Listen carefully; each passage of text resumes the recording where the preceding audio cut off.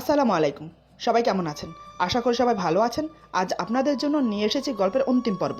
আশা করি গল্পটি আপনাদের ভালো লাগবে। তাহলে চলুন শুরু করা যাক। আজ হঠাৎ এতটা চেঞ্জ কিভাবে? আমি কাপড় চেঞ্জ করে নিচে গিয়ে ওদের সাথে বসলাম। আমি গিয়ে বসতেই হিমু হঠাৎ উঠে এসে আমার পাশে বসতে গিয়ে আমার কোলে বসে পড়ে। এটা দেখে আমার সাথে সাথে ওরাও অবাক হয়ে যায়। আমি তো লজ্জায় মাথা নিচু করে আছি। এটা কি হলো? হিমু তৎক্ষণাৎ আমার কোল থেকে উঠে পাশে বসে। হিমু বলে, সরি, আসলে আমি খেয়াল করিনি। এদিকে ওর বান্ধবীরা সবাই মিটিমিটি হাসছে ওর কাণ্ড দেখে। আমি কি বলবো সেটাই বুঝতে পারছি না। হিমু লজ্জায় মাথা নিচু করে আছে। এমনটা হবে সেও ভাবতে পারেনি। আমি পরিবেশটা হালকা করার জন্য প্রথমে কথা বললাম, তা আপনাদের পড়াশোনা কেমন চলছে? রোকসানা বলে, আলহামদুলিল্লাহ ভালোই চলছে। তারপর এভাবে আরো কিছুক্ষণ কথা বললাম। দেখতে দেখতে রাত 7টা বেজে গেল। আনিতা বলে, রাত হয়ে গেছে, আমরা এখন আসি। হিমু বলার আগে আমি বললাম, রাত হয়েছে তাতে কি হয়েছে, আজ বরং আপনারা এখানে থেকে যান। রোকসানা বলে, না ভাইয়া, এমনিতে অনেক রাত হয়ে গেছে, মা বাবা চিন্তা করবে, অন্য একদিন না হয় এসে থাকবো। আমি বললাম, জোর করবো না, চলুন আপনাদেরকে পৌঁছে দিয়ে আসি। দিয়া বলে, সত্যি ভাইয়া আপনি দিয়ে আসবেন? তাহলে তো ভালোই হয়। এটা শুনে হিমুর হিংসে হলো, কারণ দিয়া আমাকে পছন্দ করে, সেটা সে নিজের মুখেই বলেছে। হঠাৎ হিমু উঠে বলে, আমিও যাব, মানে ওদেরকে ড্রপ করতে। আজ হিমুর কি হয়েছে? ও এমন করছে কেন? আমি কিছু বললাম না। তারপর আমরা সবাই মিলে গাড়িতে গিয়ে বসলাম। আজ হিমু আমার পাশে বসেছে। গাড়িতে বসার পর গাড়ি স্টার্ট করে দিলাম।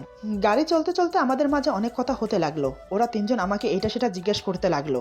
আমিও তার উত্তর দিতে লাগলাম। আমিও তাদেরকে এটা সেটা জিজ্ঞেস করছি, তারাও আমাকে উত্তর দিচ্ছে। এদিকে হিমুর সাথে আমিও কথা বলছি না, ওরাও কথা বলছে না। হিমুও কোনো কথা বলছে না, কিন্তু আমাদের কথা শুনে শুনে রাগে ফুঁসছে। একে একে ওদের সবাইকে ওদের বাড়িতে ড্রপ করে দিলাম। হিমু আমার পাশে মুখ গুমরা করে বসে আছে। আমি বললাম, কি ব্যাপার, তোমার আবার কি হলো, এভাবে মুখ গুমরা করে বসে আছো যে? হিমু বলে, কিছু হয়নি। আমি বললাম, কিছু তো হয়েছে, যার জন্য মন আপসেট করে বসে আছো, আমাকে বলা যায় না কি হয়েছে? হঠাৎ হিমু বলে, আমার বান্ধবীদের মধ্যে কাকে আপনার পছন্দ হয়েছে? হিমুর প্রশ্ন শুনে আমি তো ভেবাচাকা খেয়ে গেলাম। হঠাৎ এ প্রশ্ন কেন করলো? আমি বললাম, এ কেমন কথা, হঠাৎ এ প্রশ্ন কেন করলে? হিমু বলে, আমি তো দেখলাম যেভাবে হেসে হেসে কথা বলছেন, নিশ্চয় তাদেরকে আপনার পছন্দ হয়েছে। আমি বললাম, ও আচ্ছা, এবার বুঝলাম, বলতে গেলে তোমার বান্ধবীরা তিনজনই খুব সুন্দর। হিমু বলে, তার মানে আপনি তিনজনকেই পছন্দ করেছেন? আমি বললাম, আরে এখানে পছন্দ অপছন্দের কি আছে, কি ব্যাপার বলো তো, এমন আজব আজব প্রশ্ন করছো কেন, কি হয়েছে তোমার? হিমু বলে, বুঝি, আমি সব বুঝি।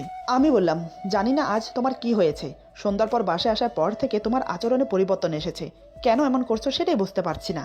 হিমু বলে, আপনাকে বুঝতে হবে না। তারপর আর কোনো কথা বলে না। এক সময় আমরা বাসায় চলে আসলাম। রুমে এসে বসে আছি। আসার পর থেকে মাকে দেখলাম না। হিমুকে বললাম, মা কোথায় গেছে? হিমু বলে, মা মামার বাসায় গেছে। এই বলে আবার চুপ হয়ে গেল। রাতে টেবিলে খাবার দেওয়া হলো। বাবা খেতে বসেছে।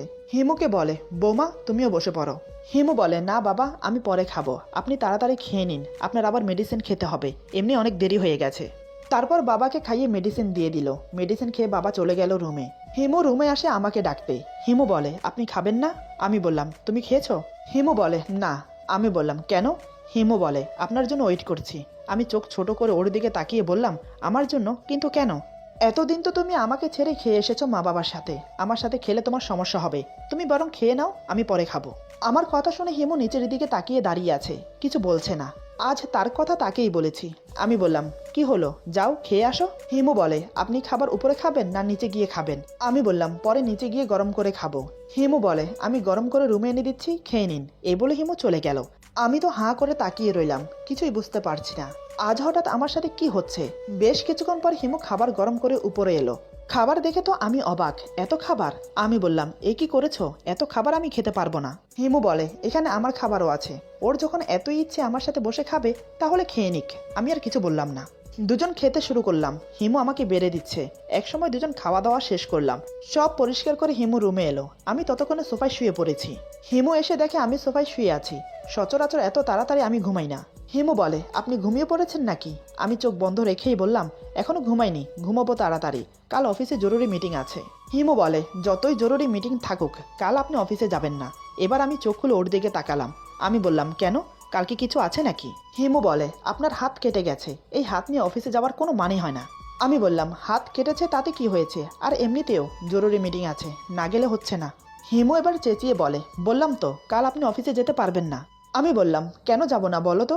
হিমু বলে, আমি বলছি তাই। আমি কিছুক্ষণ ওর দিকে তাকিয়ে রইলাম। আমি বললাম, ঠিক আছে, যাব না। এই বলে চোখ বন্ধ করে অন্যদিকে ফিরে গেলাম। এটা হিমুর কাছে অপমান মনে হলো। সে মনে করছে আমি তাকে অপমান করছি। আমার ওর থেকে মুখ ফিরিয়ে নেওয়াটা হজম করতে পারলো না। হিমু বলে, আপনি কেমন মানুষ বলুন তো? দেখছেন আমি দাঁড়িয়ে আপনার সাথে কথা বলছি, তারপর আপনি অন্যদিকে মুখ ফিরিয়ে নিলেন কেন বলুন তো? আমি দেখতে কি খারাপ? ওর কথা শুনে আমি মনে মনে ভাবছি, আজ কোন জ্বালায় পড়লাম আমি আবার ওর দিকে ফিরে বললাম, সরি, বলো কি বলবে।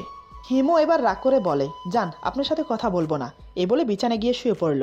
আমি শুধু তাকিয়ে রইলাম, ওর আচরণের মানে খুঁজতে লাগলাম, কিন্তু কিছুই বুঝে উঠতে পারছি না। তারপর নানান কথা ভাবতে ভাবতে ঘুমিয়ে পড়লাম। এভাবে বেশ কিছুদিন কেটে গেল। হিমু আমাকে এক সপ্তাহ অফিসে যেতে দেয়নি। এই এক সপ্তাহ সে আমার অনেক খেয়াল রেখেছে, আমার সাথে অনেক গল্প করেছে। ওর ব্যবহারে এটা বুঝতে পারলাম ও ধীরে ধীরে আমার প্রতি দুর্বল হচ্ছে। একদিন আমার এক কাজিনের বিয়েতে ইনভাইট করলো আমাদের। মা বাবা সোজা বলে দিল, আমরা যেতে পারবো না, তোরা দুজন যা। মানে আমাকে আর হিমুকে যেতে বলছে। কিন্তু হিমু কি যাবে আমার সাথে? আমি মনে মনে যেটা ভাবলাম সেটাই হলো। আমি ওকে বললাম, মা বাবা বলছে তোমাকে আমাকে যেতে বিয়েতে, তুমি কি যাবে? হিমু এক কথায় না করে দিল। আমি জানতাম ও আমার সাথে বিয়েতে যেতে চাইবে না, আমার সাথে গেলে ওর মানসম্মানের প্রশ্ন। আমি মাকে বলে দিলাম যে আমরা যেতে পারবো না, তোমরা যাও। মা বলে, এসব বিয়েতে এখন আমাদের যাওয়ার সময় আছে? এখন সময় তোদের, তোরা বিয়েতে যাবি, এনজয় করবি, এখনই তোর সময় নাকি? এমন সময় হিমু আসলো। হিমুকে দেখেই মা বলে, আগামী পরশু বিয়ে, তুমি আর রিদওয়ান যাও, এখন থেকে তৈয়ারি শুরু করো বিয়েতে যাবার। হিমু মাথা নাড়িয়ে সম্মতি জানায়, কারণ মার কথা সে ফেলতে পারবে না, নিহাত মা যদি কিছু মনে করে তাই। কিন্তু তুফান চলল আমার উপর।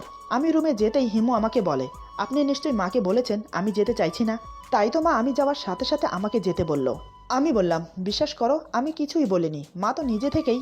হিমু বলে, আমি জানি আমাকে বলতে হবে না, আপনিই সব করেছেন, আপনার সাথে আমাকে বিয়েতে যেতে হবে, এটা ভাবতেই আমার কেমন কেমন জানি লাগে। না জানি বিয়েতে কত ধরনের লোক আসবে, সবাই আপনাকে আর আমাকে নিয়ে নানান কথা বলবে, সবার কথা আমাকে সহ করে নিতে হবে, মান সম্মান কিচ্ছু থাকবে না। আমি বললাম, আমি কি এতটাই কুৎসিত যে আমার সাথে গেলে তোমার মান সম্মান থাকবে না? হিমু বলে, একবার আয়নায় নিজেকে আর আমাকে দেখুন, তাহলে বুঝতে পারবেন কতটা ফারাক আছে। আমি বললাম, যেতে হবে না বিয়েতে। হিমু বলে, মা যখন বলেছে তখন তো যেতেই হবে, ভাগ্যে কি আছে দেখা যাবে পরে।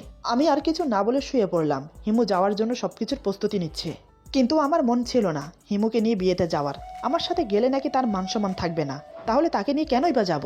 কিন্তু মায়ের জন্য যেতে হলো। দেখতে দেখতে সেই দিন চলে এলো, অনেক দূরের রাস্তা, তাই আমরা বিকেলের দিকে রওনা দিলাম। রাতে চলে আসব। যাওয়ার সময় আমাদের মাঝে তেমন কোনো কথাই হলো না, কারণ হিমু কথা বলতে চাইছে না, তাই আমিও কোনো কথা বললাম না। বিয়ে বাড়িতে পৌঁছাতে পৌঁছাতে সন্ধ্যা হয়ে গেল। গাড়ি থেকে নেমে ভেতরে প্রবেশ করার সময় হিমু আমার সাথেই ছিল, তারপর সে আলাদা গিয়ে বসে পড়লো। আমিও কিছু বললাম না। আত্মীয় স্বজনেরা সবাই গ্রুপে গ্রুপে আড্ডা দিচ্ছে। 3-4 জায়গায় চেয়ার নিয়ে নিয়ে মেয়েরা গ্রুপ করে বসে আছে আর গল্প করছে। গল্পের উদ্দেশ্য হলো কার বউ সুন্দর, কার হাজবেন্ড কেমন, কে কি কাজ করে, নানান বিষয় নিয়ে কথা হচ্ছে। হিমু আলাদা একটু দূরে বসেছিল। এমনিতে সবার কথা সে শুনতে পাচ্ছে। কিছুক্ষণ পর ওয়েটার এসে ওকে জুস দিয়ে গেল। এদিকে অনেকক্ষণ দাঁড়িয়ে গল্প করতে করতে আমার পা ব্যথা করছে, তাই একটা চেয়ার টেনে বসে পড়লাম আলাদাভাবে। এমন জায়গায় বসেছি লাইটের আলো সব আমার দিকে, কারণ কোথাও জায়গা পাচ্ছি না নিরিবিলি আমার জন্য। এখানে একটু জায়গা আছে, আশেপাশে কেউ নেই, তাই বসে পড়লাম। এবার সবার চোখ আমার দিকে। অনেকে অনেক রকমের কথা বলছে আমাকে দেখে। কেউ বলছে হ্যান্ডসাম, আবার কেউ বা বলছে কালো, আবার কেউ বা বলছে চেহারায় খুব মায়া আছে। নানান লোক নানান রকমের কথা বলছে। হিমুর কানে সব যাচ্ছে। ওর সামনে বসা 5-6টা মেয়ে আমাকে নিয়ে সমালোচনা করছে। একটা মেয়ে বলে, এই দেখ দেখ ছেলেটাকে। মেয়েটির কথা শুনে সবাই আমার দিকে তাকালো। মেয়েটি বলে, কি হ্যান্ডসাম ছেলেটা, তাই না? অন্য একটি মেয়ে বলে, হ্যাঁ হ্যান্ডসাম তো বটে, কিন্তু কালো। অন্য একটি মেয়ে বলে, আরে তুই অন্ধ নাকি? এদেরকে কালো বলে না, এদেরকে শ্যামলা বলে, কালো বলে আফ্রিকানদের। তোরা যতটা কালো বলছিস ছেলেটাকে, ততটা কালো কিন্তু না, তবে চেহারাটা খুবই মায়াবী। অন্য আরেকটি মেয়ে বলে, দেখেছিস ছেলেটার ফিগার কেমন, দারুণ ফিগার তাই না? যেমন হ্যান্ডসাম তেমন চেহারাটা মায়াবী, তেমন তার ফিগার, সব মিলিয়ে পারফেক্ট, শুধু গায়ের রংটা শ্যামলা, তারপরও ছেলেটাকে বেশ লাগছে। অন্য একটি মেয়ে বলে, হ্যাঁ রে, ছেলেটা সিঙ্গেল না বিবাহিত? অন্য একটি মেয়ে বলে, সেটা কিভাবে বলবো, ছেলেটা আসছে পর্যন্ত তো একাই দেখলাম, কোনো মেয়ে বা কাউকে দেখিনি তার সাথে, আমার মনে হয় সিঙ্গেল। আরেকজন বলে, একটা কাজ করি চল, ছেলেটার সাথে গিয়ে কথা বলি, তাহলে জানতে পারবো সবকিছু। এই বলে মেয়েগুলো উঠে আসছে আমার দিকে। এতক্ষণ হিমু চুপচাপ বসে সব কথা শুনছিল। যখন দেখলো মেয়েগুলো আমার সাথে কথা বলতে চাচ্ছে, তখন সে ওয়েটারকে ডেকে বলে, এই যে ভাইয়া শুনুন। ওয়েটার এসে বলে, জি ম্যাডাম, কিছু কি লাগবে? হিমু আমাকে দেখিয়ে বলে, ওই যে ওই লোকটাকে দেখছেন না, ওনাকে গিয়ে বলুন আমি ডাকছি। ওয়েটার আমার কাছে আসার আগে মেয়েগুলো আমার কাছে চলে আসে। একটা মেয়ে বলে, হাই হ্যান্ডসাম। আমি তো আহাম্মকের মতো তাকিয়ে রইলাম, এখানে হ্যান্ডসাম কাকে দেখছে? আমি যখন চারিপাশে তাকাচ্ছি, তখন মেয়েটি আবার বলে, এই যে আপনাকেই বলছি। মেয়েটির কথা শুনে আমি দাঁড়িয়ে পড়লাম। আমি কিছু বলতে যাব, তার আগে ওয়েটার এসে আমাকে বলে, স্যার ওই যে ওই ম্যাডাম আপনাকে ডাকছে।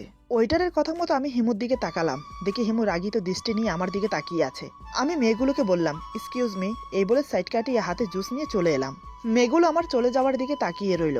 আমি হিমুর সামনে গিয়ে দাঁড়িয়ে বললাম, তুমি আমাকে ডেকেছো? তোমার কি কিছু লাগবে? হিমু আমার কথার উত্তর না দিয়ে মেয়েগুলোর দিকে তাকিয়ে আছে। মেয়েগুলো হিমুর দিকে তাকিয়ে আছে। হঠাৎ হিমু মেয়েগুলোকে দেখিয়ে আমার হাতে থাকা জুসটা নিয়ে খেতে লাগলো। আমি তো অবাক, কারণ এই জুসটা আমার এঁঠো করা, মানে আমি এই জুসের অর্ধেক খেয়েছি। আমি বললাম, আরে কি করছো? ওটা তো আমার। ততক্ষণে হিমু চুমুক দেওয়া শুরু করে দিয়েছে। আমি তো আশ্চর্য হয়ে তাকিয়ে আছি। পরে যদি জানতে পারে এটা আমার এঁঠো ছিল, তখন না জানি কি করবে। মেয়েগুলো অবাক হয়ে তাকিয়ে আছে। আমি তখনও দাঁড়িয়ে আছি হিমুর দিকে তাকিয়ে। আমাকে দাঁড়িয়ে থাকতে দেখে হিমু বলে, কি ব্যাপার, আপনি এভাবে দাঁড়িয়ে আছেন কেন? বসুন। আমি কিছু না বলে চুপচাপ বসে পড়লাম। মেয়েগুলো তখনও সেখানে দাঁড়িয়ে আমার দিকেই তাকিয়ে আছে। এটা যেন হিমুর সহ হচ্ছে না। হিমু